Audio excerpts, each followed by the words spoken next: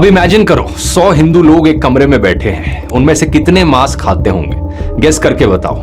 20, 30? Well, प्यू research centre का data कहता है 56। आधे से ज्यादा हिंदू नॉन वेजिटेरियन है और 45% ब्राह्मण भी नॉन वेजिटेरियन है। तो सवाल ये उठता है कि आइडिया कहां से आया कि असली हिंदू सिर्फ शाकाहारी होता है? देयर इज ए क्वेश्चन कि हम हिंदुओं में किसी को परेशान करना या किसी की हत्या करना माने गलत कहा गया है। ये मजहब इसकी इजाजत नहीं देता। और जहां तक इस्लाम से मेरा ताल्लुक है और इस्लाम की मुझे जो तालीम है और जानकारी है, उनके अनुसार बेगुनाहों का कत्ल इस्लाम में भी वर्जित है। इस्लाम कहीं भी किसी भी सूरत में बेगुनाहों को कत्ल करने की इजाज़त नहीं देता। अगर आप मेरे सवाल का बखूबी और मेरे जहन में जचने वाला सवाल है ये जवाब दे दें तो मैं भी आपका मुरीद बन जाऊंगा। यूँ तो मुरीद हूँ ही, लेकिन फिर मुरीद बन जाऊंगा कि इंसानों को सबसे ऊंची श्रेणी में रखा गया है जहाँ तक मैं जानता हूँ। और मैं जब करीब अपने कई मुसलमान इंटेलेक्चुअल्स दोस्तों से सवाल करता हूँ कि सब कुछ मिलता है मगर आप बलि क्यों देते हैं, आप वध क्यों करते हैं, तो उन्होंने कहा कि ये चीज़ें मुसलमानों को इस्तेमाल के लिए दी गई है। मैं इस पर क्लियरिफिकेशन चाहूँगा डॉक्टर साहब का, आपका क्लियरिफिकेशन चाहूँगा। मैं इस सवाल का जवाब चाहूँगा आपसे। वालेकुम अस्सलाम भाई साहब, आप पे सलामती हो। वैसे में सवाल किया है कि वो पीस टीवी माशाल्लाह काफ़ी वक्त से देख रहे और वो कहते हैं कि हर मज़हब में कहा गया है कि कत्ल करना, इंसान की जान लेना गलत है, हराम है। हिंदू मज़हब में कहा गया है और इस्लाम में भी जैसे उनकी जानकारी सही है कि बेगुनाह का कत्ल करना हराम है।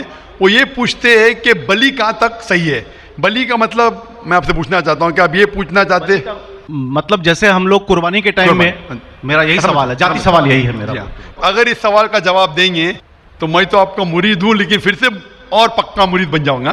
भाई साहब ने कहा कि आप लोग कुर्बानी क्यों देते हैं, और ये कुर्बानी का जो सवाल है कि हम ईद उल ज़ुहा बकरी ईद में कुर्बानी क्यों देते।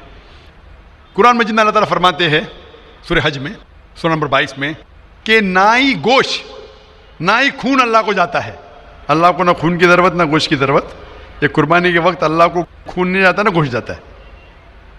लेकिन तकवा, आपकी पायटी, आपकी परहेजगारी अल्लाह को पसंद है। आप अगर देखेंगे कि ईद उल ज़ुहा के बारे में क्यों हम कुर्बानी करते हैं और वाक़या जानेंगे इब्राहीम अलैहिस्सलाम का कि इब्राहीम अलैहिस्सलाम को अल्लाह सुब्हानहू व तआला ने, उस वक्त बुत परस्ती बहुत आम थी, बुत परस्ती बहुत आम थी और कुर्बानी इंसानों की बहुत आम थी और हिंदुस्तान में भी आम है। आज भी हिंदुस्तान में कई दीगर मज़ाहिब में लड़कियों की कुर्बानी दी जाती है, बच्चों की बलि दी जाती है। क्या आप छोटे बच्चे का कत्ल करो, औरत का कत्ल करो, बलि दे जाओ और भगवान खुश हो जाएंगे। कई जगह अल्हम्दुलिल्लाह मुसलमान में नहीं है। तो उस वक्त इब्राहीम अलैहिस्सलाम को अल्लाह ने पूछा कि आपको सबसे ज़्यादा अजीज़ इस दुनिया में क्या चीज़ है? तो उन्होंने कहा कि मेरा बेटा। तो उन्होंने पूछा कि आप अपने बेटे की कुर्बानी दे सकते, अपने पैगंबर इब्राहीम अलैहिस्सलाम से बेटी कुर्बानी दे सकते? तो वो चौंक गए और अल्लाह के पैगंबर थे। उन्होंने के बेटे से कहा, बेटे ने कहा बेशक अल्लाह के लिए आप मेरी कुर्बानी दे सकते, आप अपने आँख पे पट्टी मारना। जैसा अल्लाह ताला फरमाते इस दुनिया में अल्लाह ताला हमारा इम्तिहान ले रहे, तो अल्लाह ताला इम्तिहान ले रहे अपने पैगंबर इब्राहीम अलैहिस्सलाम का। अल्लाह ताला ये भी जानते कि इब्राहीम अलैहिस्सलाम जवाब क्या देंगे। तो इब्राहीम अलैहिस्सलाम अपने आँख पे पट्टी मारते और जिस तरीके से हुक्म आता है अपने बेटे की कुर्बानी देने जाते, उस वक्त ही एक भेड़, गोट या शीप आ जाता है और उस शीप की कुर्बानी हो जाती है। तो उस चीज़ को याद रखने के लिए आज भी मुसलमान बकरीद के टाइम पे, ईद उल ज़ुहा के वक्त जानवर की कुर्बानी देते। ये याद दिलाने के लिए हमें, क्योंकि ये अल्लाह सुब्हानहू व तआला की तरफ से अपने आखिरी पैगंबर मोहम्मद सल्लल्लाहु अलैहि वसल्लम ने कहा, उसकी बात मानते। लेकिन अगर मैं सोचूं दिमाग से क्यों, तो ये सोच सकता हूं कि ये हमें याद दिलाने के लिए क्या अल्लाह को इंसान की कुर्बानी की ज़रूरत नहीं, इंसान की जान लेने की ज़रूरत नहीं। तो जो आज दुनिया भर में आज भी हो रहा है कि बच्चों को कत्ल किया जा रहा है, औरतों का कत्ल किया जा रहा है, बलि पे चढ़ाया जा रहा है, ये बिल्कुल गलत है। और दोनों में आप देखेंगे फ़र्क। अगर कोई दूसरे मज़हब में, या हिंदू मज़हब लो या दीगर मज़हब लो, अगर कोई जानवर की बलि चढ़ाई जाती है तो उधर ही रख दिया जाता है, और अक्सर वो फजूल हो जाता है। हो सकता है कभी कोई चुपके से आके खा ले। इस्लाम में जब कुर्बानी दी जाती है ईद उल अज़हा के टाइम पे, सबसे पहले जो मैं कह रहा हूं कि मेरी मंतक ये समझ सकती है कि हमें ये याद दिला रहे कि इंसानों की बलि चढ़ाना हराम है। और जब हम याद दिलाते और जब बकरा काटते या जो भी काटते जानवर, इस वक्त जब हम काटते हम अल्लाह का नाम लेके काटते। और जो भी जानवर की कुर्बानी देते उसके 3 हिस्से कर सकते। एक हिस्सा हम खुद रख सकते, खुद के इस्तेमाल में ला सकते, 1/3 हिस्सा। दूसरा हिस्सा हमें हमारे रिश्तेदार में बांटना चाहिए, और तीसरा हिस्सा गरीबों में बांटना चाहिए। जब कुर्बानी दे रहे हम उस जानवर का इस्तेमाल कर रहे। जानवर खाना अलाउड है क्या ना, वो एक अलग बहस है जिसके ऊपर आप पूछे तो वो जवाब अलग है कि जानवर खाना सही है क्या गलत है, वो एक अलग डिबेट है जो हम अभी नहीं, अगर आप पूछना चाहे तो अगला सवाल पूछ सकते हैं। एक तीसरा हिस्सा हम इस्तेमाल करें, एक तीसरा हिस्सा हम दोस्तों में बांट रहे हमारे रिश्तेदार में, और तीसरा हिस्सा हम गरीबों में बांटते। तो इनमें गरीबों का फायदा हो रहा है, ना फजूल खर्ची हो रही है, और याद दिलाया जाता है कि इंसानों का कत्ल करना गलत है। तो ये अच्छी चीज़ है। जब बलि जैसा देखे बाकी मज़ाहिब में क्या हो रहा है, इंसानों का कत्ल किया जाता है, बिल्कुल हराम है। उसके अलावा जब जानवर का भी कत्ल करते हैं वो जानवर फजूल खर्ची में जाता है। इस्लाम में हमें याद दिलाया जाता है, और कुरान मजीद में लिखा है सूरह माइदा सूरह 5 आयत नंबर 1 में, और सूरह नहल सूरह नंबर 16 आयत नंबर 5 में, कि जो जानवर आपके लिए हलाल है वो खा सकते, जो चौपाया है। खाली वो जानवर मत खाओ जो आपके लिए हराम है, जो हलाल है वो खा सकते। तो ये खाने के लिए हमारे लिए खुराक है। तुम कुर्बानी के वक्त ना कुछ ज़ाया कर रहे, ना पैसे की बर्बादी कर रहे। हमें याद दिलाया जाता है क्या ना खुदा को गोश्त जाता है, ना खुदा को खून जाता है, खुदा को तकवा जाता है। हमारा तकवा, हम कितने परहेजगार हैं। और साथ साथ इसका इस्तेमाल होता है, एक तिया हिस्सा मैं खाता हूँ, रिश्तेदारों में बांटता हूँ, और आखिरी तिया हिस्सा मैं बांटता हूँ गरीबों में। तो इससे फ़ायदा होता है। तो इसमें क्या गलत है? बनिस्बत दूसरे मज़ाहिब में आप देखेंगे इसमें नुकसान ही नुकसान है। इंसान का कत्ल हो रहा है, और जानवर को भी अगर बलि चढ़ाई जाती है तो फजूल खर्ची होती है। बनिस्बत इस्लाम में बकरीद के अंदर फ़ायदा ही फ़ायदा है। Hope the answer the question. बहुत खूब, आपने ये बहुत अच्छा फरमाया। मैं आपके जवाब से काफ़ी संतुष्ट हूँ।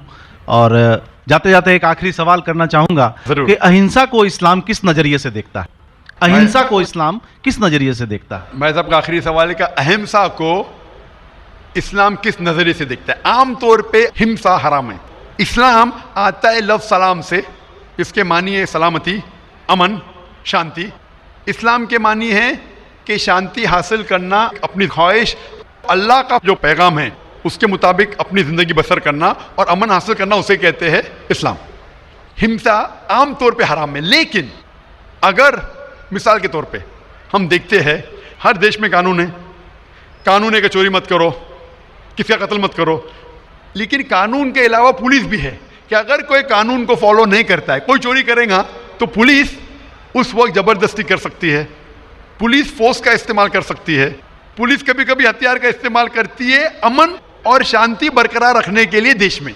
उसी तरीके से इस्लाम में हिंसा आमतौर पे हराम है, लेकिन हर इंसान शांति नहीं चाहता है। कुछ इंसान जो अशांति चाहते हैं और जो अल्लाह का फरमान पे अमल नहीं करते और शांति को भ्रष्ट करना चाहते, उस वक्त इस्लाम इजाजत देता है कि आखिरी मरहले पे आप हिंसा का इस्तेमाल कर सकते शांति लाने के लिए, हिंसा का इस्तेमाल कर सकते शांति लाने के लिए, खुद के फायदे के लिए नहीं। इसीलिए आमतौर पे जितने भी आपने देखे होंगे जो जंग अल्लाह के रसूल लड़ी, अक्सर वो था सेल्फ डिफेंस में। अगर कोई चोर मेरे घर में घुसता है और मेरी बेटी से बदतमीजी करता, मैं क्या कहूँगा? मैं हिंसा में मानता हूँ, मैं हाथ नहीं लगाऊंगा। मैं मेरी चूड़ियाँ नहीं पहना होगी हाथ में, मुसलमान हूँ लेकिन चूड़ियाँ नहीं हाथ में पहना हूँ। आपके घर में कोई चोर घुसता है और आपकी बेटी से बदतमीजी करता, आप क्या करेंगे? जी हाँ, मैं मुकाबला करूंगा। मुकाबला करेंगे, हाथ भी उठाएंगे ना। इस तरीके से हिंसा का इस्तेमाल आखिरी मरहले पे अगर दूसरा कोई चारा नहीं है तो इस्तेमाल किया जा सकता है हक के लिए, ना हक के लिए नहीं। दूसरे को तकलीफ पहुंचाने के लिए गलत है, दूसरे का माल हड़प करने के लिए हराम है, लेकिन खुद के बचाव के लिए या अमन हासिल करने के लिए हिंसा का इस्तेमाल किया जा सकता है। लेकिन असल में इस्लाम आता है लफ्ज़ सलाम से, जिसकी मानी है सलामती, अमन, ताकि दुनिया में सलामती पहुंचे। बहुत खूब। बहुत अच्छा लगा आपको सुन के। फिर एक बार मैं तहे दिल से आपका शुक्रिया भाई अदा साहब, मैं करना आपसे पूछना चाहूंगा। चाहता हूं कि आप खुदा हाफिज। एक खुदा में मानते हैं? मैं एकदम एक खुदा को नहीं, मैं अपने अंदर में बैठे ब्रह्म को मानता हूं। मेरी अपनी अलग सोच है। मैं किसी मंदिर में नहीं जाता हूं, ये बात नहीं है, जाता हूं, लेकिन मेरी अपने अंदर की आवाज है कि इंसानों की खिदमत करो, इंसानों की इज्जत करो और भटके हुए को राह बिल्कुल दिखाओ। सही, मेरा भी यही है। और मैं किसी इंसान में, हिंदू हो चाहे मुसलमान, मैं इस खुले मन से आगाज करता हूं। मैं किसी से भी भेदभाव ना आज तक किया है, न कभी जिंदगी में करूंगा। मेरे लिए इंसान जो पैदा किया है वो ऊपर वाले ने, वो सभी एक हैं भाई साहब, और बिल्कुल एक सही आपने रहेंगे। फरमाया कि इंसान की खिदमत करना चाहिए, इंसान की मदद करना चाहिए। लेकिन मैं ये पूछना चाहता हूं कि आप एक खुदा में मानते हैं, आपने कहा। मैं ये पूछना चाहता हूं, आपने तकरीर सुनी मेरी पीस टीवी पे, आप मानते हैं कि मोहम्मद सल्लल्लाहु अलैहि वसल्लम आखिरी पैगंबर है? नहीं, मैं इस बहस में नहीं पढ़ना चाहता, मैं इस बहस में नहीं पढ़ना चाहता, लेकिन मैं इतना जानता हूं कि हमारा खुदा एक है और एक ही ताकत है जो पूरे सभी संसार को, पूरे यूनिवर्स को, पूरी बात तो बहुत कहने की है, लेकिन ये समय और वक्त का तकाजा है। बिल्कुल, समय का तकाजा होने की वजह से मैं आखिरी चीज़ कहूंगा आपसे भाई साहब कि आपने पीस टीवी पे इतने तकरीर सुने, आप कहते हैं कि भगवान एक है, मैं उसमें मानता हूं, लेकिन यही भगवान ने चाहे बाइबल में हो, चाहे वेद में हो, चाहे कुरान में हो, सारी धार्मिक किताबों में कहा गया है कि आखिरी आने वाले पैगंबर मोहम्मद सल्लल्लाहु अलैहि वसल्लम में, और उसमें मानना चाहिए। तो मेरी आपसे ये दरखास्त है कि आप इतने अच्छे इंसान हैं माशाल्लाह, एक आखिरी मेरी ख्वाहिश है कि आप इंशाल्लाह इस पर तहकीक करो, और ये जब आप एक भगवान में मानते हैं, दूसरे इंसानों को तकलीफ नहीं देना चाहते, तो भगवान ये भी कहते हैं कि आखिरी पैगंबर कौन है, उस पर तहकीक करो, इंशाल्लाह आप मुकम्मल अच्छे इंसान बनेंगे। ये था बैटल ऑफ विट्स, हिकमा। लेकिन ये सही जवाब नहीं, ये जवाब सही नहीं कि हम मर्द के बच्चे इसलिए आगे से अटैक करते हैं।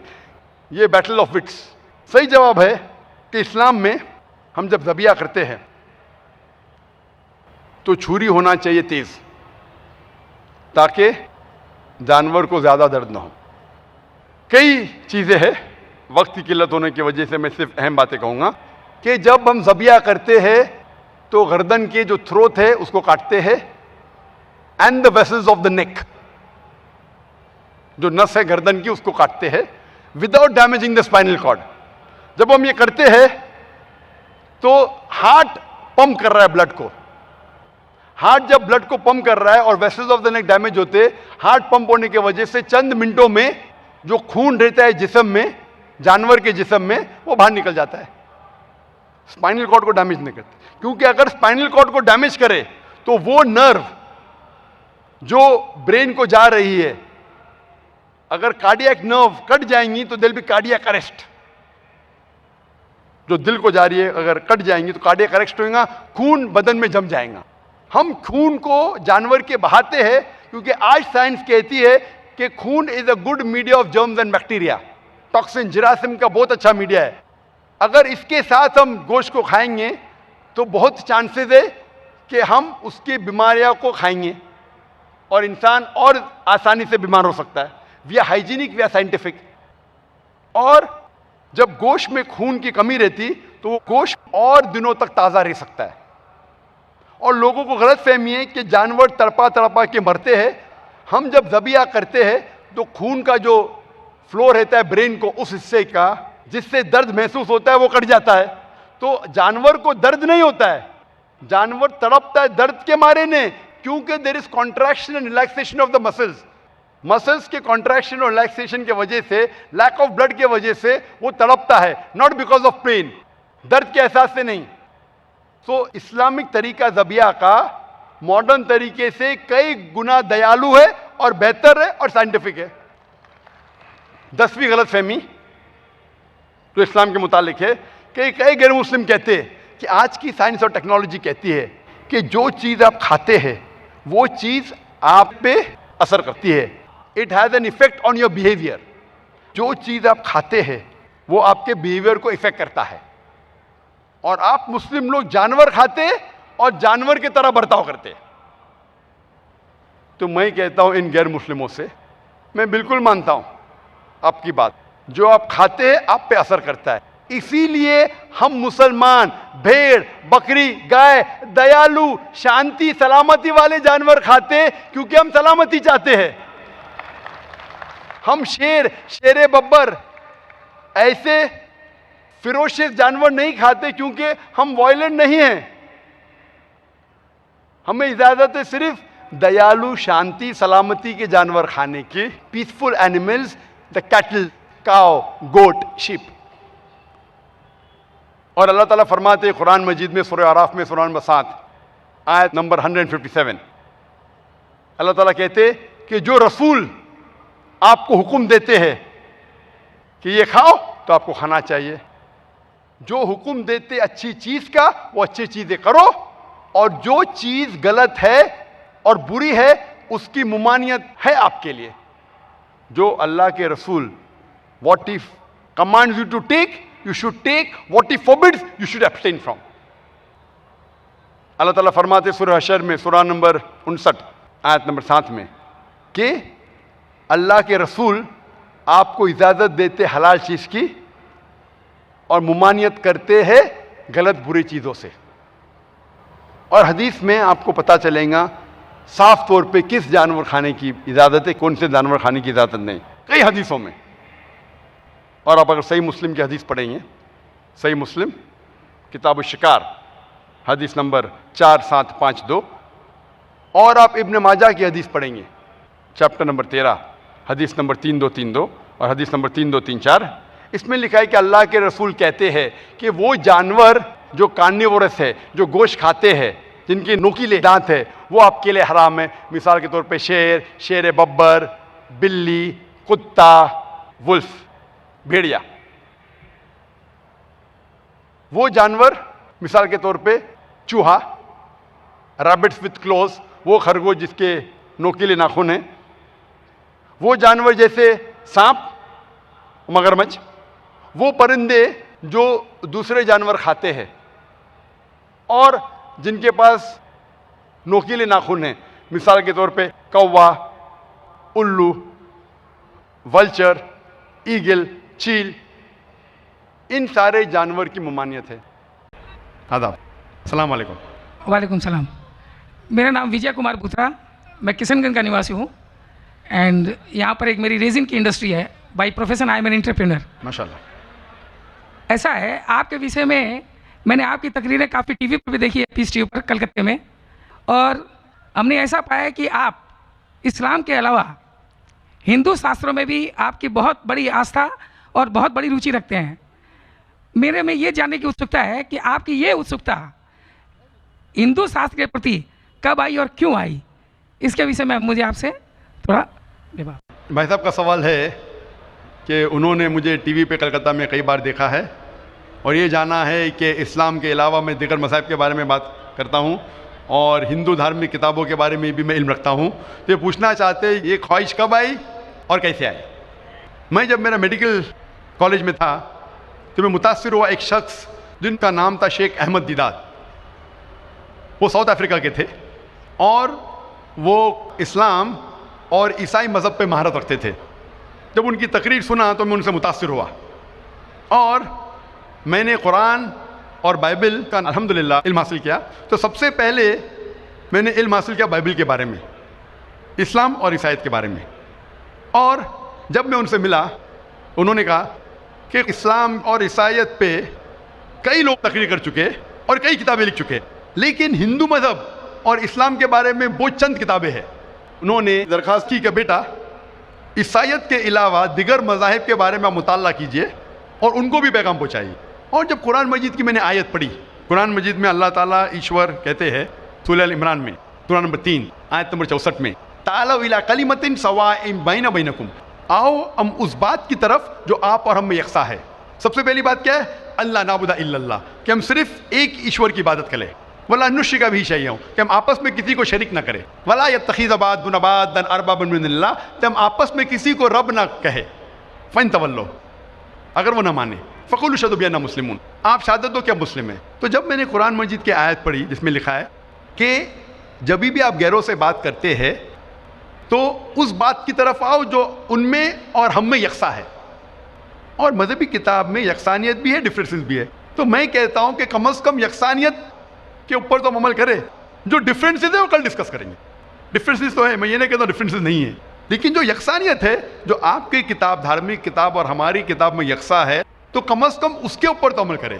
तो ये सोच लेके शेख दीदार से मुतासिर होके और कुरान मजीद की आयत सूरा नंबर 3 आयत नंबर 64 जब मैं मेडिकल कॉलेज में था मैंने शुरू किया ये मेरा मिशन। और फिर मैंने तहकीक करने लगा। ईसाईयत मज़हब का तो इतने अच्छे से मुताला किया था शेख अहमद दीदार ने कि मुझे ज़्यादा तहकीक करने की ज़रूरत नहीं पड़ी, लेकिन मैं तहकीक शुरू किया हिंदू मज़हब के बारे में। फिर मैंने हिंदू विद्वान की स्कॉलर्स की किताबें पढ़ने लगी और ढूंढने लगा क्या यकसा है। लेकिन कुरान मजीद में कहा गया है कि सबसे पहली बात है अल्लाह नाबुद इल्लल्लाह, कि हम सिर्फ एक ईश्वर, एक भगवान, एक अल्लाह की इबादत करें। तो जब कुरान मजीद में लिखा है कि यकसानियत में सबसे अहम है कि एक खुदा, तो मैं ढूंढने लगा कि हिंदू मज़हब की किताब में खुदा के बारे में क्या लिखा है। जब पढ़ने लगा तो मुख्तलिफ़ किताबें थे, मुख्तलिफ़ स्कॉलर्स थे। मुख्तलिफ़ स्कॉलर्स को पढ़ने के बाद पता चला कि एक होता है कि मज़हब को जानना किताबों के ज़रिए और एक मज़हब के मानने वालों के ज़रिए। कभी भी मज़हब को जानने के लिए मज़हब के मानने वालों को मत देखो, हो सकता है वो मानने वाले खुद नहीं जानते कि उनका मज़हब क्या कहता है। तो मज़हब को जानने के लिए सबसे बेहतरीन तरीका है कि मज़हब की किताबों का मुताला करें।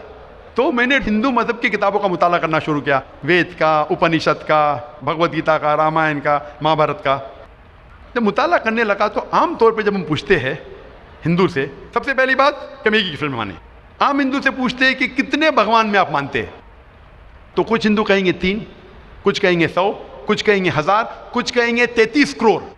लेकिन अगर आप एक विद्वान हिंदू से पूछेंगे जो अपने हिंदू मज़हब का मुताला कर चुका है, मज़हबी किताबों का मुताला कर चुका है, वेद पढ़ चुका है, तो वो कहेगा कि हिंदुओं को सिर्फ एक खुदा में मानना चाहिए।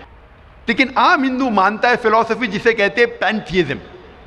आम हिंदू कहता है कि सब कुछ खुदा है, पेड़ खुदा है, चांद खुदा है, सूरज खुदा है, इंसान खुदा है, सांप खुदा है। हम मुसलमान कहते हैं सब कुछ खुदा का है, पेड़ खुदा का है, चांद खुदा का है, सूरज खुदा का है, इंसान खुदा का है, सांप खुदा का है। तो ये अहम फर्क है आम हिंदू और आम मुसलमान में। आम हिंदू कहता है सब कुछ खुदा है, हम मुसलमान कहते हैं सब कुछ खुदा का है। तो ये फर्क है सिर्फ का। अगर ये का के फर्क को मिटा ले तो हम हिंदू और मुसलमान एक हो जाएंगे। कैसा करना चाहिए? तालविला कलिमतिन सवाइन बैना बैनकुम, आओ उस बात की तरफ जो आप और हम में यकसा है। तो जब मैं हिंदू मज़हब की किताबों का मुताला करने लगा तो एक अहम किताब का नाम है उपनिषद। उपनिषद में लिखा है, Chandogya Upanishad, chapter number 6, section number 2, shloka number 1 में, एकम एविदित्यम, खुदा एक है दूसरा नहीं है। जब हम पढ़ेंगे श्वेताश्वेतर उपनिषद चैप्टर नंबर 6 श्लोका नंबर 9 में, नाचस्य कसिज जनिता न चदीपा, ये संस्कृत कोटेशन है जिसके मानी है उस खुदा, उस ईश्वर का कोई रब नहीं, उस ईश्वर के कोई वालिदैन नहीं, उसके ऊपर कोई नहीं है, उसकी वालदा नहीं, उसके वालिद नहीं है। लिखा है श्वेताश्वेतर उपनिषद में चैप्टर नंबर 4 श्लोका नंबर 19 में, न तस्य प्रतिमा अस्ति, उस ईश्वर की कोई प्रतिमा नहीं। प्रतिमा संस्कृत में होता है अक्स, photograph, painting, picture, idol, statue, sculpture. न तस्य प्रतिमा अस्ति, उस ईश्वर की कोई प्रतिमा नहीं, कोई अक्स नहीं, कोई पिक्चर नहीं, कोई फोटोग्राफ नहीं, कोई पेंटिंग नहीं, कोई आइडल नहीं, कोई स्कल्पचर नहीं, कोई स्टैच्यू नहीं। और ये आप आगे पढ़ेंगे, ये वही चीज लिखा हुआ है यजुर्वेद में। वेद हिंदू मज़हब की सबसे ऊंची किताब है। यजुर्वेद में लिखा है चैप्टर नंबर 32 श्लोका नंबर 3 में, न तस्य प्रतिमा अस्ति, उस ईश्वर की कोई प्रतिमा नहीं, कोई अक्स नहीं, कोई फोटोग्राफ नहीं, कोई पेंटिंग नहीं, कोई पिक्चर नहीं, कोई स्टैच्यू नहीं, कोई आइडल नहीं, कोई स्कल्पचर नहीं। तो जब आप हिंदू मज़हब की किताबों का मुताला करते पता चलता है हिंदू मज़हबी किताब में भी लिखा है खुदा एक है, उस खुदा का कोई अक्स नहीं। और ब्राह्म सूत्र जो हिंदुइज्म का है वो एकम ब्राह्म द्योत्या नास्ते नैना नास्ते किंचन, भगवान एक ही है, दूसरा नहीं है, नहीं है, नहीं है, जरा भी नहीं है। There is only one god, not a second one, not at all, not at all, not in the least bit. तो इस जरिए से मेरा मुताला शुरू हुआ। सबसे पहले तहकीक करने लगा मैं कि हिंदू मज़हब की किताब में ईश्वर का क्या जिक्र है, भगवान का क्या जिक्र है। और पता चला जिस तरीके से कुरान मजीद में लिखा है खुदा एक है, वही लिखा है हिंदू मज़हबी किताब में। जिस तरीके कुरान में लिखा है उसका कोई अक्स नहीं, वही लिखा है हिंदू मज़हब में। जिस तरीके से कुरान मजीद में लिखा है ना वो किसी से जना है ना किसी को जनता है, वही चीज़ लिखी हिंदू मज़हबी किताब में। तो मैंने कहा जो यकसा है तो इसके ऊपर अमल क्यों ना करे। तो इस तरीके से मेरी तहकीक शुरू हुई और आस्ते आस्ते तहकीक के बाद पता चला कि हिंदू मज़हब में भी लिखा हुआ है कि अवतार आने वाले हैं। अवतार लोग समझते हैं कि भगवान एक इंसान का रूप लेता है, ये एक मानी है, लेकिन सही मानी है संस्कृत में मतलब भगवान खुद नहीं, भगवान किसी को भेजता है। तो अवतार के सही मानी है जैसे हम कहते हैं पैगंबर। तो भगवान ने, ईश्वर ने कई पैगंबर भेजे और आखिरी पैगंबर का जिक्र हिंदू मजहबी किताब में है, कई किताबों में है, वेद में है, उपनिषद में है। कई मिसाल दूंगा एक, कल्कि पुराना में लिखा है कि आखिरी जो अवतार आने वाले आखिरी पैगंबर वो कल्कि अवतार है। उनके वालिद का नाम है विष्णु यास। विष्णु मतलब खुदा, यास मतलब नौकर, खुदा का नौकर। अरबी में करेंगे तो हो जाता है अब्दुल्ला, जो नाम था मोहम्मद सल्लल्लाहु अलैहि वसल्लम के वालिद का। उसके वालिदा का नाम है सुमति, मतलब शांति, अमन। अरबी में हो जाता है आमिना, जो मोहम्मद सल्लल्लाहु अलैहि वसल्लम के वालिदा का नाम था। इसमें लिखा है कि इन्हें वही आएंगी एक केव में, एक गार में, जो मोहम्मद सल्लल्लाहु अलैहि वसल्लम गार हिरा में आई थी। उन्हें वही आएंगी रात के वक्त, वो बाद में जाएंगे नॉर्थवर्ड और फिर वापस आएंगे। मोहम्मद सल्लल्लाहु अलैहि वसल्लम ने हिजरत की थी, मदीना की तरफ वापस आए। उनके 4 करीब दोस्त होंगे, इसमें 4 खुलफा राशिदीन है। इस तरीके से डिटेल में लिखा गया है आखिरी पैगंबर, जो आखिरी अवतार जो आने वाले मोहम्मद सल्लल्लाहु अलैहि वसल्लम। तो मैं कहता हूँ हिंदुओं से कि आप अपनी हिंदू किताब का मुताला कीजिए और हम हिंदू और मुसलमान एक हो जाएंगे। तो इस तरीके से मेरे तहकीक शुरू हुई और मैं दुनिया भर में कोशिश करता हूँ अमन का पैगाम लोगों तक पहुँचाए। जी भाई साहब, आपने जो उपनिषदों का वर्णन किया है उसके साथ में एक लाइन और जोड़ता हूँ, जहाँ पर यही लिखा हुआ है कि ईश्वर एक ही है। वो हमारी श्रीमद् भगवद गीता है, जिसे हम श्रीमद् भगवान की वाणी या ईश्वर की वाणी कहते हैं। उसके चैप्टर नंबर 18 श्लोक नंबर 66 में है, अनन्या सर्वधर्मान परित्यज्यम मामेकं शरणं व्रज अहम त्वां सर्व पापेभ्यो मोक्षयिष्यामि मा शुचः।